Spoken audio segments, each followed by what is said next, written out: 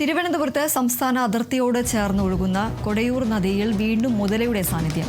കന്യാകുമാരി ജില്ലയിലെ പ്രധാന ടൂറിസ്റ്റ് കേന്ദ്രമായ തൃപ്പരപ്പ അരുവിയോട് ചേർന്നൊഴുകുന്ന നദിയിലെ മുതലയുടെ സാന്നിധ്യം വിനോദസഞ്ചാരികളെയും ആശങ്കപ്പെടുത്തുകയാണ്. മുതലയുടെ സാന്നിധ്യം ഏതാനും മാസങ്ങൾക്ക് മുമ്പ് തിരിച്ചറിയുന്നത് പ്രദേശവാസികൾ ആയിരുന്നു. തുടർന്ന് വനം വകുപ്പ് കൂടുകളും കെണികളും സ്ഥാപിച്ചിരുന്നുവെങ്കിലും മുതലയെ പിടികൂടാൻ കഴിഞ്ഞിരുന്നില്ല. മുതലയെ കണ്ടെത്താൻ കഴിഞ്ഞില്ല എന്നുള്ളതായിരുന്നു വനംവകുപ്പിന്റെ വാദം. എന്നാൽ മുതലയുടെ സാന്നിധ്യം ഉണ്ട് എന്ന് പറയുന്ന സെങ്കുഴിക്കരയിൽ നിന്ന് 2 കിലോമീറ്റർ അകലെയുള്ള കളിയൽ പ്രദേശത്ത് മുതലയെ വീണ്ടും കണ്ടതോടെയാണ് ജനങ്ങളിൽ ആശങ്ക വർദ്ധിച്ചിരിക്കുന്നത്.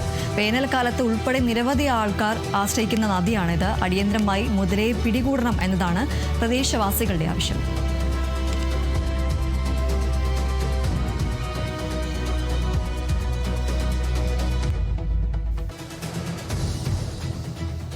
ബ്രാൻഡഡ് ബാത്റൂം ഫിറ്റിംഗ്സുകളും കിച്ചൺ ഫിറ്റിംഗ്സുകളും ഗ്യാരണ്ടിയോടുകൂടി ഫാക്ടറിയിൽ നിന്നും നേരിട്ട് നിങ്ങളിലേക്ക്. ഗ്രാമിന് ₹1 എന്ന ഏറ്റവും സുതാര്യമായ വിലയിൽ ലേറ്റസ്റ്റ് ബാത്റൂം ഫിറ്റിംഗ്സുകൾ ഇനി നിങ്ങളിലേക്ക്. കിലോ ബസാർ, നിങ്ങളുടെ വീടിന്, നിങ്ങളുടെ കുടുംബത്തിന്.